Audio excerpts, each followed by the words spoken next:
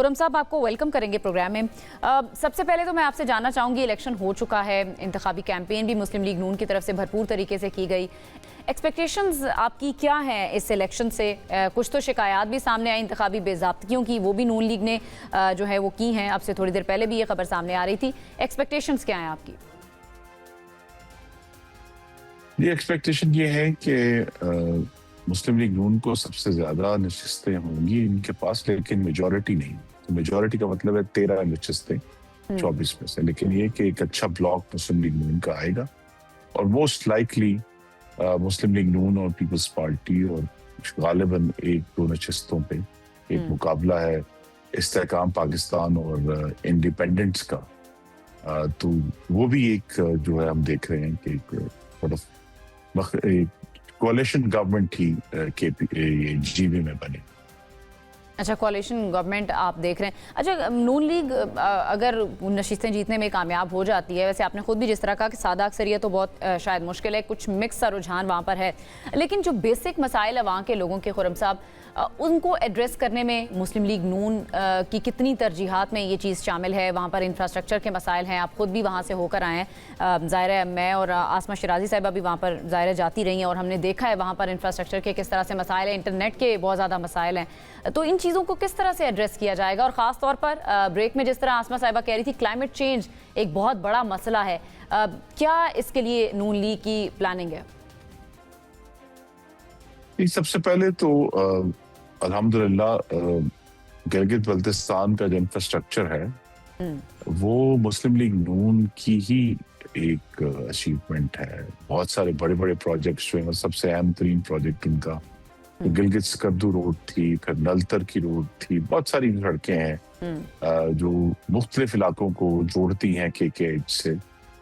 वो मुस्लिम लीग नून के दौर जो 2016 से 21 तक हमारी हुकूमत थी, उसने बहुत बड़े बड़े प्रोजेक्ट्स हुए थे। मसलन गिलगित शहर में जो 2 बड़े अस्पताल हैं, एक उनका जनरल हॉस्पिटल जो है सैफुल्ला शहीद के नाम से, और एक जो कैंसर हॉस्पिटल है जन्म का जो पाकिस्तान एटॉमिक एनर्जी कमीशन का है, वो भी उस दौर की यादगार है। तो एक रिकॉर्ड है और शानदार रिकॉर्ड है इंफ्रास्ट्रक्चर का। लेकिन चूंकि एक KP जितना इलाका है जिसकी आबादी 20 लाख से भी कम है, कुछ लोग कहते हैं 18 है, 18 से 20 16 है, लेकिन 20 लाख से कम आबादी है, तो लिहाजा वहां पर एक बहुत वसी इंफ्रास्ट्रक्चर की हर वक्त जरूरत है। फिर नेचुरली मौसम भी शदीद है जो बर्फबारी की वजह से। तो मेन जो उनका मसला था उसका ऐलान वज़ीर आज़म ने कर दिया था कुछ 10 दिन पहले।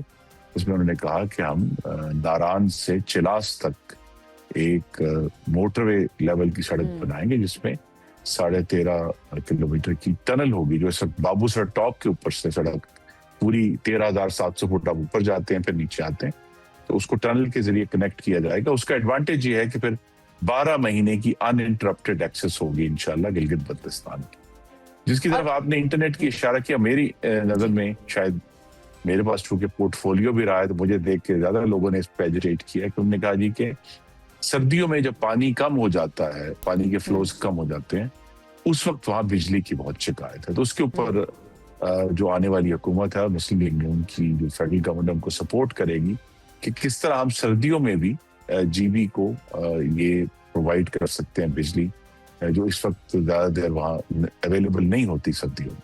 ये उनके 2 बड़े इशू थे। उसके अलावा जो लार्जर इशू है जो पाकिस्तान का भी मामला है, लेकिन गिलगित बल्तिस्तान में चूंकि अल्हम्दुलिल्लाह तालीमी मयार और तालीम की जो ख्वानदगी है वो ज्यादा है, तो वहाँ के नौजवान मर्द ख़वातीन के लिए जो रोजगार का इशू है, अब रोजगार के इशू के लिए इस वक्त वहाँ सबसे 2 ही चीजें मेन अहम है। वो है कि एक तो चाइना से जो तजारत है उसको मजीद फैसिलिटेट किया जाए, और दूसरा टूरिज्म है जिसने बूम किया है, उसमें भी मुस्लिम लीग नून का किरदार है। जो हज़ारा मोटरवे 2013 से 18 तक हमने तामीर की वहाँ, तो पूरा जो GB का बूम है टूरिज्म का, वो मेनली उसी की वजह है कि आज वहाँ लाखों की तादाद में टूरिस्ट पहुंचते हैं। बूम भी उसी से आप मानसेरा तक जा सकते हैं। जब ये सारे मसाइल हल हो जाएंगे, जब इंटरनेट की एक्सेस होगी हर ख़ास व आम तौर और ख़ास तौर पर अगर आप इंटरनेशनल टूरिस्ट को यहाँ पर बुलाना चाहते हैं तो बहुत सारे काम जो हैं वो GB में करने पड़ेंगे। ऑल्दो पोटेंशियल बहुत ज़्यादा है। गिलगित बल्तिस्तान खूबसूरत तरीन इलाका है दुनिया के, अगर चंद खित्तों की बात करें तो ये खूबसूरत तरीन इलाकों में आता है। आसमा साहिबा, दो मुख्तलिफ राय हमने देखी। अभी थोड़ी देर पहले साहब मंजूर साहब हमारे साथ मौजूद हैं, चौधरी मंजूर साहब, वो कह रहे थे कि हम सादा अक्सरियत जो है वो हासिल करने में कामयाब हो जाएंगे। पीपल्स पार्टी इस पोजीशन में उनको नजर आ रही है। 2/3 तो वो क्लेम नहीं कर सकते, लेकिन वो कह रहे हैं कि सादा अक्सरियत हासिल कर सकती है। लेकिन खुर्रम साहब कह रहे हैं कि शायद मखलूत हुकूमत की तरफ जा सकता है मामला।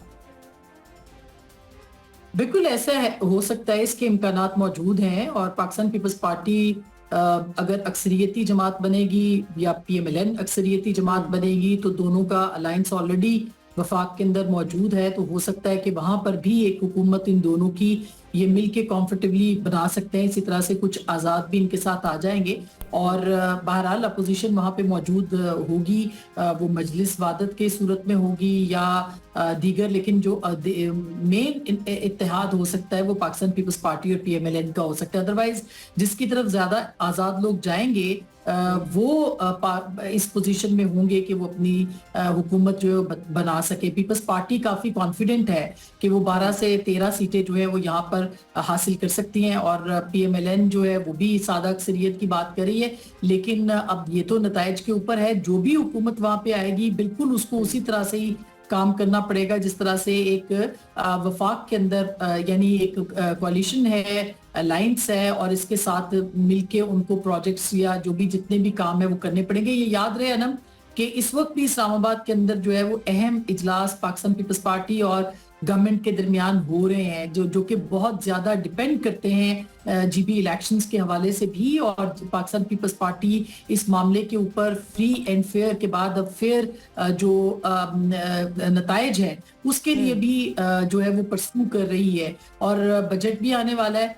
मेरा ख्याल है कि पाकिस्तान पीपल्स इस पोजीशन में है इस वक्त कि वो गवर्नमेंट को अपनी जो एक पोजीशन है या अपनी जो एक उनके नजदीक अगर वो जीत रहे हैं तो उसके हवाले से वो कन्विंस कर पाएगी और मना पाएगी, या अगर कोई इख्तलाफात इस मामले के ऊपर है तो उसको GB इलेक्शन के साथ जो है वो जोड़ा जा सकता है और जोड़ रहे हैं पाकिस्तान पीपल्स पार्टी के जो यहाँ पर बहुत सारे ज़राए हैं वो मैं बता रहे हैं। तो मेरा ख्याल है ये भी बहुत अहम होगा कि पीपल्स पार्टी की जो नशिस्तें वो समझते हैं कि वो कामयाब हो रहे हैं, उनको वो मिले। और आपको याद होगा कि बिलावल भुट्टो साहब ने अनाउंस भी किया था कि जी 45 आप करें, 47 का बंदोबस्त मैं कर लूंगा। तो मेरा ख्याल है कि जलसे से खिताब में ये बात की थी। चलें, वक्त की भी कमी है, खुर्रम दस्तगीर साहब की तरफ चलूंगी। खुर्रम साहब, अगर आपकी जमात वहां पर गवर्नमेंट बनाने में कामयाब हो जाती है, कौन सी आपकी टॉप प्रायोरिटीज हैं, कौन से ऐसे पहले काम हैं जो मुस्लिम लीग नून, कोई 5 काम या प्रायोरिटीज आप अगर बता सकें जो फौरी तौर पर वहां पर करेंगे?